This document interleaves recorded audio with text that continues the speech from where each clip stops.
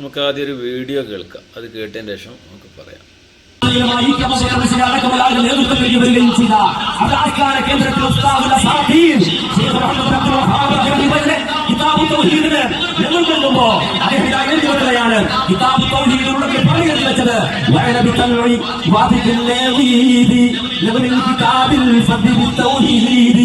من الكتاب الفضل بالتوحيد مؤلف الشيخ الإمام الباصري مجدد الوارى وفير النائل محمد يوسف المراما تفضل إتقانا قد راما തൗഹീദിന്റെ വിഷയത്തിൽ ആർക്കും സംശയമുണ്ടെങ്കിലും ആ സംശയം മുഴുവൻ തീർന്ന രൂപത്തിൽ സഹിലായി എളുപ്പമായി അതേ എളുപ്പമായി ഇമാമായി കടന്നു വന്ന മുഹമ്മദ് അബ്ദുൽ വഹാബ് റഹിമഹുല്ലാഹ് കിതാബ് തൗഹീദിൽ എല്ലാ സംശയങ്ങളും തീർന്ന രൂപത്തിൽ തൗഹീദിനെ വിവരിച്ചിരിക്കുകയാണ്.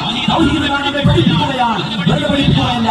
അനാബലൽ കിതാബ വൽ മാസാദില വകുല്ല മഹ്തബഹു ലില്ലാഹില മുഹമ്മദ് അബ്ദുൽ വഹാബ് പഠിപ്പിച്ച തൗഹീദ് എളിയുള്ളതാണ്. ിലെയും തെളിവുള്ളതാണ് എന്ന് മാത്രമല്ല ഫൗസലി ഉസ്താദ് അഥവാ ജാമിഅ നൂരിയയിലെ ഫൈസിമാരുടെ ഉസ്താദുമാരുടെ ഉസ്താദായ ഫൗസലി ഉസ്താദ് ദുആ ചെയ്യുകയാണ്. തഖബ്ബലല്ലാഹു കരീമു വജഅൽ ഫീ സാദിൽ ഖൈറാത്തി മുസ്ലിം ലമൽ.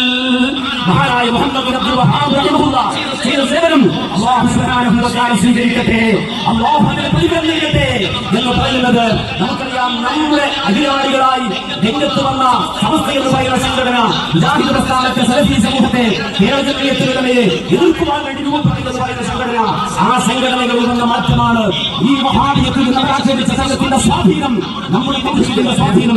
ആ സ്വാധീനമാണ് നമ്മൾ കാണുന്നത്. ഭയങ്കരം സ്വാധീനം തന്നെയാണ് കേരളത്തിൽ വഹാബി പ്രസ്ഥാനത്തിനുണ്ടായത്.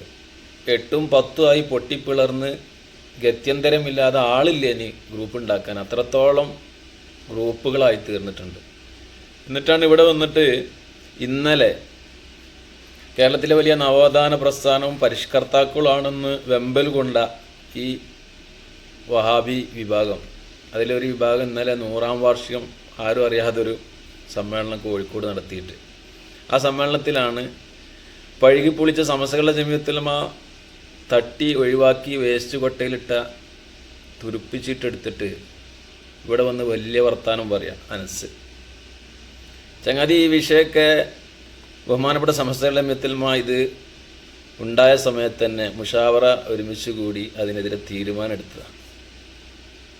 നമുക്കറിയാം, ഫലഫരി വഹാബി പ്രസ്ഥാനത്തിൻ്റെ ഉപജ്ഞാതാവായ മുഹമ്മദ് ബിൻ അബ്ദുൽ വഹാബിൻ്റെ കിതാബ് തൗഹീദിനെ പദ്യരൂപത്തിലാക്കി തീർത്തും നമുക്കാർക്കും അഹ്ലുസുന്നത്തി വൽ ജമാഅത്തിന് സമസ്തയുടെ ആശയം ഉൾക്കൊള്ളുന്ന, സുന്നത്ത് ജമാഅത്തിൻ്റെ ആശയം ഉൾക്കൊള്ളുന്ന ഒരാൾക്കും അംഗീകരിക്കാൻ കഴിയാത്ത ഒരു ഗ്രന്ഥം, അതിനെ വെള്ളപൂശാൻ വേണ്ടി ചില വഹാബി ആശയങ്ങളെ ഏറ്റെടുത്ത ഇത്തരം പണ്ഡിതന്മാർ സമൂഹത്തിൽ ഇങ്ങനെ ഒരു പ്രവർത്തനം ചെയ്തപ്പോൾ അതിനെ കയ്യോടെ പിടികൂടി ബഹുമാനപ്പെട്ട സമസ്തകളുടെ ജമിയത്തുലമ മുഷാവറ അതിനെതിരെ തീരുമാനം എടുത്തിട്ടുണ്ട്.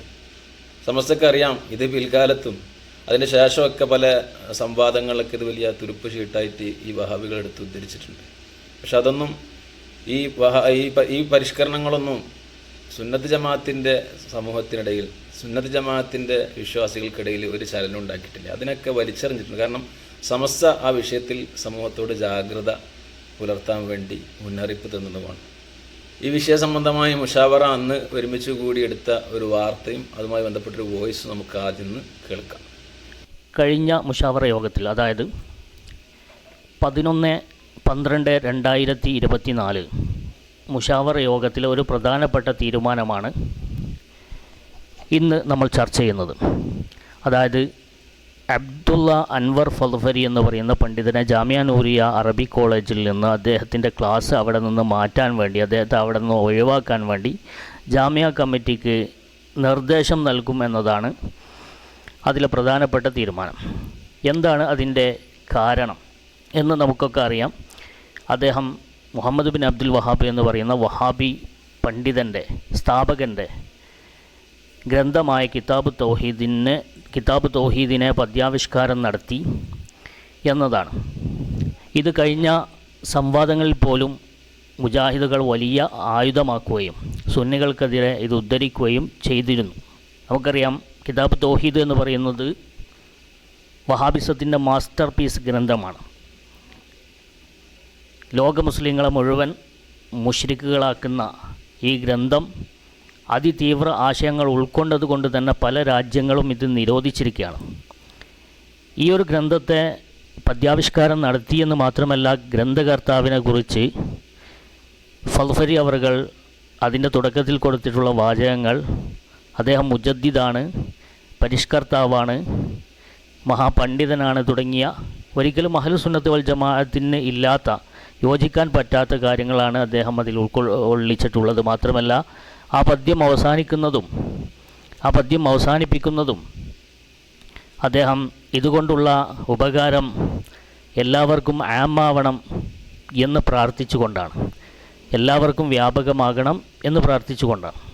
അപ്പോൾ ഇത് സമസ്ത കേരള ജമിയത്തുൽ ഉലമയുടെ ശ്രദ്ധയിൽപ്പെടുത്തിയപ്പോൾ ആണ് ഈ ഒരു തീരുമാനം എടുത്തിരിക്കുന്നത്. അത് സമസ്ത എടുത്ത ആ തീരുമാനം നമുക്ക് ഇവിടെ ഒന്ന് വായിക്കാം.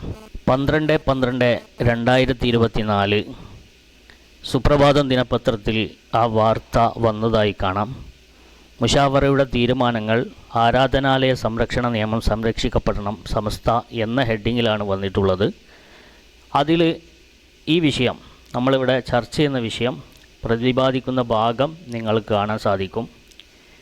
മുനമ്പം വഖഫ് ഭൂമി സംബന്ധിച്ച് ആവശ്യമായ രേഖകളും കോടതി വിധികളും കൂടുതൽ പരിശോധിച്ച് നിലപാട് പ്രഖ്യാപിക്കും. വഹാബി സ്ഥാപകനായ മുഹമ്മദ് ബിൻ അബ്ദുൽ വഹാബിൻ്റെ കിതാബ് തൗഹീദ് എന്ന ഗ്രന്ഥം കാവ്യരൂപത്തിലാക്കിയ അൻവർ അബ്ദുള്ള ഫൽഫരിയെ പട്ടിക്കാട് ജാമിയ നൂരിയ അറബി കോളേജിലെ വിദ്യാർത്ഥികൾക്ക് ക്ലാസ് എടുക്കുന്നതിൽ നിന്ന് ഒഴിവാക്കാൻ പട്ടിക്കാട് ജാമിയ നൂരിയ അറബി കോളേജ് കമ്മിറ്റിയോട് ആവശ്യപ്പെടാൻ യോഗം തീരുമാനിച്ചു. ഇതാണ് റിപ്പോർട്ട്. അപ്പോൾ ഇനി ഒരിക്കലും വഹാബികൾ ഇത് എടുത്തുദ്ധരിച്ചുകൊണ്ട് സുന്നികൾക്ക് എതിരെ പറയാനൊരവസരം കൊടുക്കാത്ത വിധം സമസ്ത കേരള ജമിയത്തുൽ ഉലമ ആ ഗ്രന്ഥത്തെയും ആ ഗ്രന്ഥം പദ്യാവിഷ്കരിച്ച ആളെയും ഒക്കെ അടക്കം തള്ളിയിരിക്കുകയാണ്.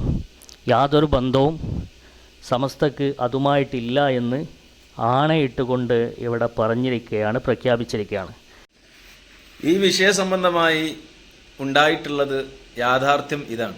ബഹുമാനപ്പെട്ട സമസ്തകളുടെ ജമിയത്തുൽ ഉലമ ഈ പ്രശ്നം വന്ന സമയത്ത് തന്നെ അതുമായി ബന്ധപ്പെട്ട ആളുകളെ ഉണർത്തുകയും അതിനെക്കുറിച്ച് പഠിക്കുകയും അത്തരം ആളുകളെ ആ സ്ഥാപനങ്ങളിൽ നിന്ന് മാറ്റി നിർത്താൻ വേണ്ടിയുള്ള ശ്രമങ്ങൾ നടത്തുകയും മാറ്റി നിർത്തുകയും ചെയ്തതാണ്.